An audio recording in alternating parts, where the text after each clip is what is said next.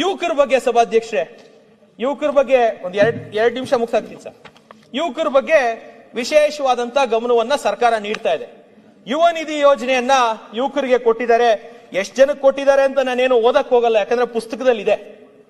ಯುವ ನಿಧಿ ಜೊತೆಗೆ ಅನ್ಎಂಪ್ಲಾಯ್ಮೆಂಟ್ ಭಾಗ್ಯ ಹಾಗೂ ಡ್ರಗ್ಸ್ ಭಾಗ್ಯವನ್ನ ಈ ಸರ್ಕಾರ ಖಂಡಿತವಾಗ್ಲೂ ತಂದು ಕೊಟ್ಟಿದೆ ಅಂತ ಹೇಳಿ ಒಬ್ಬ ಒಂದು ನ್ಯಾಷನಲ್ ಪಾರ್ಟಿ ರಾಜ್ಯ ಯುವ ಘಟಕದ ಅಧ್ಯಕ್ಷನಾಗಿ ನಾನು ತೀವ್ರವಾಗಿ ಸರ್ಕಾರವನ್ನ ಖಂಡಿಸ್ತೀನಿ ಸಭಾಧ್ಯಕ್ಷೆ. ಕಲಬುರಗಿಯ ವ್ಯಕ್ತಿಯನ್ನ ಮಹಾರಾಷ್ಟ್ರ ಪೊಲೀಸರು ಬಂಧಿಸಿ ಮಹಾರಾಷ್ಟ್ರದಿಂದ ಬಂದು ಮೈಸೂರಲ್ಲಿ ಡ್ರಗ್ ಫ್ಯಾಕ್ಟರಿ ಸೀಸ್ ಮಾಡ್ತಾರೆ, ಬೆಂಗಳೂರಲ್ಲಿ 3 ಕಡೆ ಡ್ರಗ್ ಫ್ಯಾಕ್ಟರಿ ಸೀಸ್ ಮಾಡ್ತಾರೆ. ಇವತ್ತು ನೀವು ಡ್ರಗ್ಸ್ ಬಗ್ಗೆ ಮಾತಾಡಬೇಕು ಅಂದ್ರೆ ಈ ಪುಸ್ತಕದಲ್ಲಿ ಮೆನ್ಷನ್ ಮಾಡಿದ್ದಾರೆ ಸಭಾಧ್ಯಕ್ಷೆ. To eliminate the drug network affecting youth, a drug suppression task force has been established with 56 posts created under the leadership of an ADGP level officer ಅಂತ ಹೇಳಿದ್ದಾರೆ ಸಭಾಧ್ಯಕ್ಷ. ಡ್ರಗ್ಸ್ ದಂಧೆ ಇವತ್ತು ಎಷ್ಟು ವ್ಯಾಪಕವಾಗಿದೆ ಅಂದ್ರೆ ನಿನ್ನೆ ಅಲ್ಲ ಮೊನ್ನೆನೋ ಬಸವನಗುಡಿಯ ಒಂದು BBA ಸ್ಟೂಡೆಂಟ್ ಸರ್, 20 ವರ್ಷದ ಒಬ್ಬಳು ಹುಡುಗಿ ಇವತ್ತು ಡ್ರಗ್ ಪೆಡ್ಲರ್ ಆಗಿ ಮಾರ್ಪಾಡಾಗಿದ್ದಾಳೆ.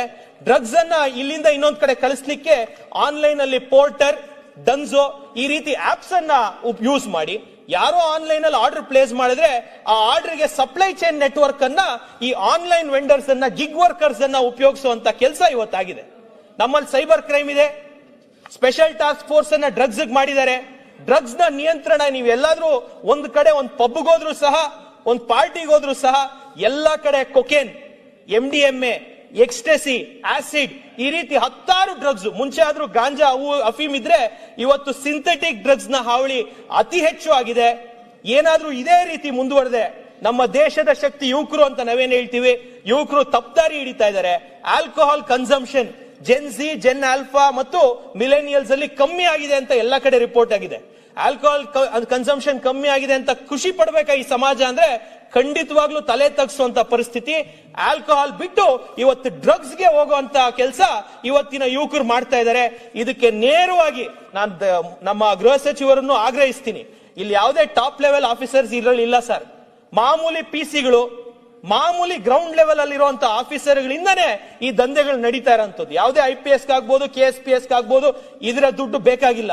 ಆದ್ರೆ ಗ್ರೌಂಡ್ ಲೆವೆಲ್ ಅಲ್ಲಿರುವಂತ ಕೆಲವೊಂದು PCಗಳು ಸರ್, ಡಿಪಾರ್ಟ್ಮೆಂಟ್ ಅಲ್ಲೇ ಇರುವಂತ ಕೆಲವರಿಂದ ಈ ರ್ಯಾಕೆಟ್ಗಳು ನಡೀತಾ ಇರೋದು.